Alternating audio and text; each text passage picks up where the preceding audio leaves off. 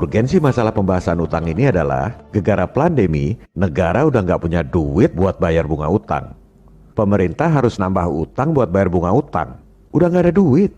Ironisnya, Bu Menkeu justru berencana nambah utang terus. Ini adalah hal yang sudah tidak bisa ditolerir lagi.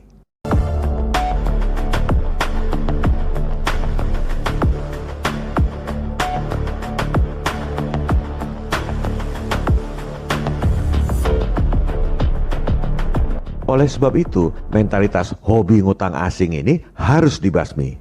Kita bukan bangsa kacung yang miskin dan bodoh. Negara kita ini lebih kaya dari bankir elit yang beli bon pemerintah di pasar modal.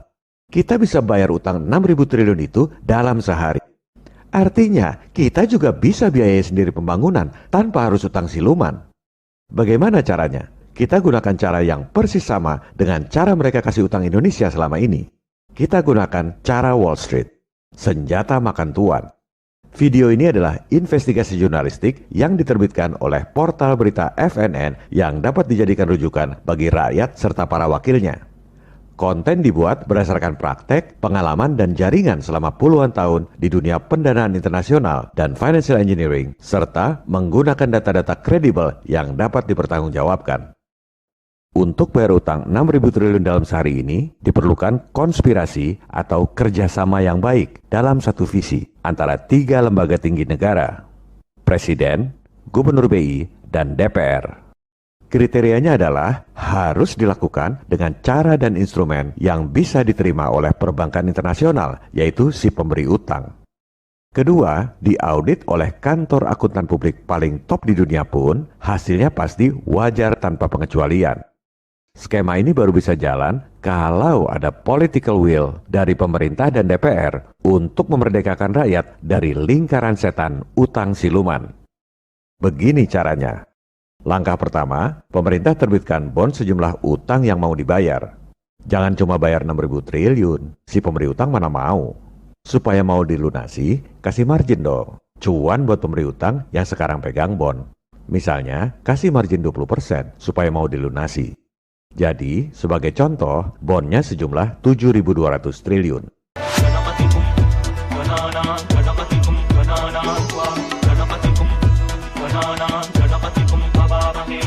Jaminan asetnya apa? Pemerintah keluarkan bond 7.200 triliun. Jaminan sumber daya alam? Jaminan proyek? Wah, kalau nanya bond pemerintah jaminan asetnya apa, itu pasti nggak pernah main di pasar modal.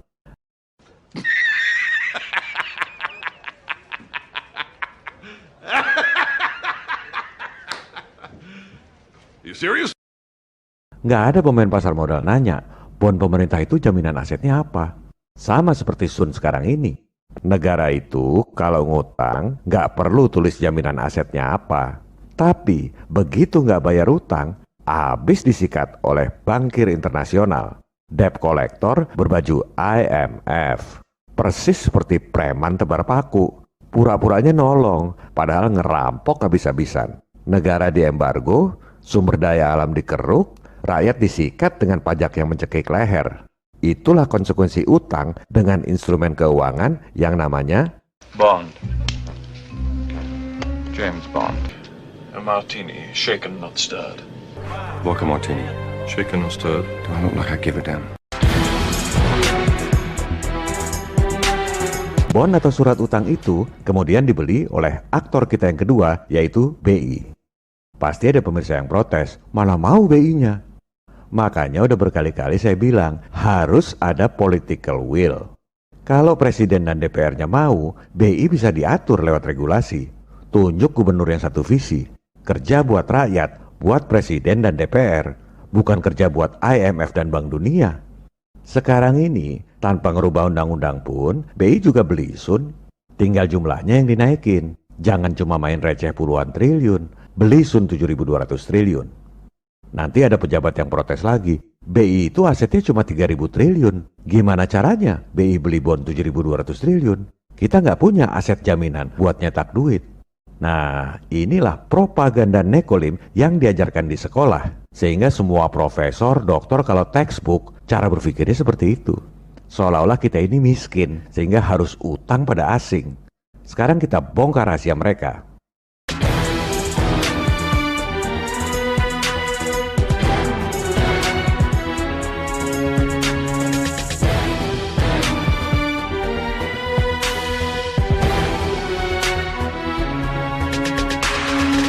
Langkah kedua, bond pemerintah 7.200 triliun itu dibukukan pada aset. Jadi, aset yang tadinya 3.000 triliun nambah jadi 10.240 triliun. Neraca itu harus balance. Kalau asetnya nambah 7.200 triliun, liabilitasnya harus nambah 7.200 triliun juga. Gimana caranya? Ini rahasianya. Atas dasar bond pemerintah 7.200 triliun itu, BI terbitkan uang dalam peredaran 7.200 triliun. Dibukukan di liabilitas. Neraca balance. Silakan Bapak Ibu anggota Dewan panggil semua kantor akuntan publik paling top di dunia. Tanya pada mereka, neraca kayak gini wajar atau tidak? Pasti dibilang wajar tanpa pengecualian. Memang begitu prakteknya selama ini. Cuma rakyat nggak tahu. Uang 7.200 triliun itu nggak usah dicetak di peruri. Cukup ketik angka di rekening bank pemerintah. Proses ini cuma butuh waktu kurang dari 1 jam. Setelah uang digital masuk ke rekening bank pemerintah, langkah keempat, uangnya digunakan buat bayar utang 6.000 triliun plus margin misalnya 20%. Maka lunaslah utang dalam waktu sehari. Si pemberi utang juga happy.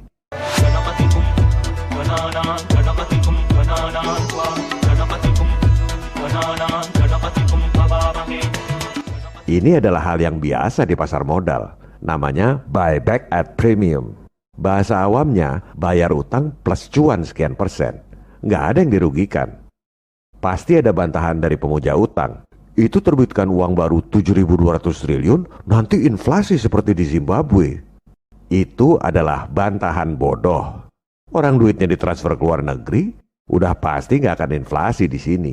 Inflasinya justru di negara-negara pemberi utang. Biarin aja. Shaken and stirred. Do I look like I give a damn?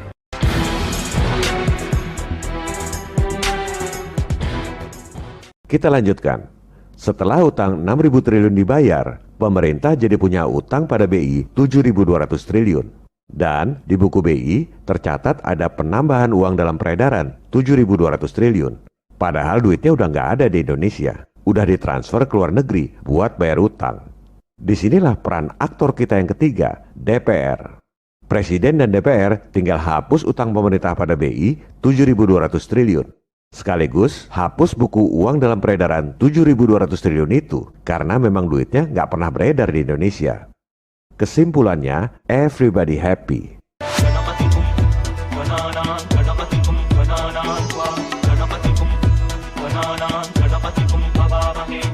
Pemberi utang happy karena dapat cuan. Pemerintah happy nggak usah pusing nambah utang tiap tahun buat bayar bunga utang. Penyebab defisit anggaran yang sesungguhnya, pemborosan anggaran terbesar yang paling rutin adalah bayar bunga utang siluman ini. Kalau negara nggak harus bayar bunga utang 377 triliun tiap tahun, maka tiap tahun Pak Jokowi bisa bikin 6 proyek kereta api cepat tanpa utang pada asing. Mau pindah ibu kota juga bisa kita lakukan dalam 2 tahun tanpa utang.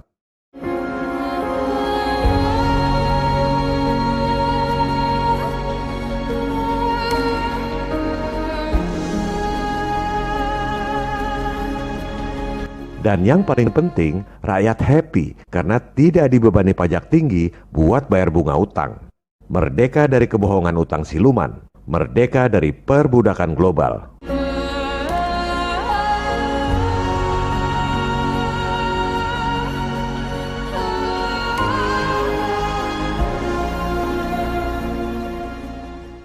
Apakah beli dolar 7.200 triliun itu nggak depresiasi? Ini baru pertanyaan yang benar. Pasti depresiasi kalau beli dolarnya lama. Makanya beli dolarnya harus dilakukan dalam sehari. Jadi bayar utang ini bukan bisa dilakukan dalam sehari, tapi harus dilakukan dalam sehari. Karena kalau beli dolarnya lebih dari 2 hari, rupiahnya keburu disikat spekulan. Ibarat perang gerilya, jangan diumumkan dong. Diam-diam aja. Seperti Amerika dulu bikin proyek bom atom di tengah kota, kawasan elit Manhattan, New York. Orang pura-pura nggak tahu aja, jangan gembar-gembor. Kita butuh aksi nyata, bukan polemik. Dan beli dolarnya sebenarnya nggak usah 7.200 triliun. BI itu simpanan dolarnya ada 2.200 triliun lebih. Tuker aja. Duit dolar yang sekarang dimiliki BI buat bayar utang. Duit 2.200 triliun yang tadi dikasih ke BI. Nggak perlu beli dolar 2.200 triliun. Itu baru simpanan BI, belum simpanan bank-bank lain di Indonesia, juga simpanan pemerintah dalam dolar.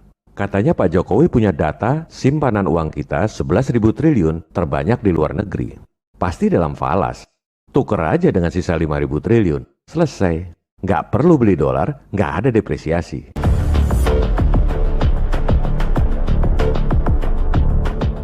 Cara Wall Street ini ada beberapa model. Ada juga model yang lain, duitnya langsung dolar, jadi nggak usah beli dolar lagi. Dan nggak lewat BI, tapi lewat bank-bank komersial biasa. Pada episode 33 mendatang, kami akan sampaikan cara menggandakan dolar Anda 25 kali lipat lewat bank-bank komersial biasa di Indonesia.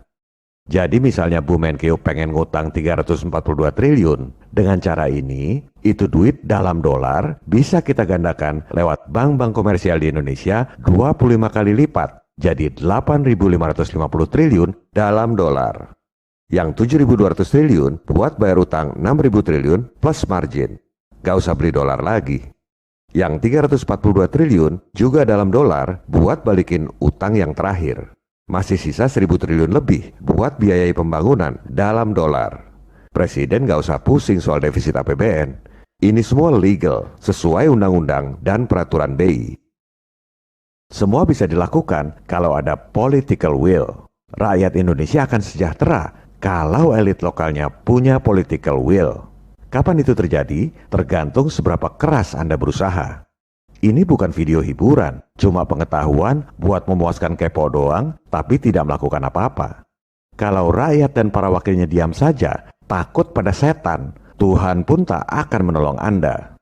Oleh sebab itu, lakukanlah apa yang bisa dilakukan. Sebarkan informasi ini ke semua orang. Kalaupun misalnya rezim yang sekarang nggak punya political will, simpan video-video ini, tunjukkan pada pemerintah dan wakil rakyat periode mendatang agar punya political will untuk membebaskan rakyat dari perbudakan global. Yang penting kita sudah berjuang, berbuat sesuatu, meski dengan menyebarkan informasi. Jangan pikirkan berhasil atau tidak, sebab apa yang kita lakukan dalam hidup bergema dalam keabadian. Brothers! What we do in life echoes in eternity. Viva Republik Indonesia. Salam People Power. This is a revolution.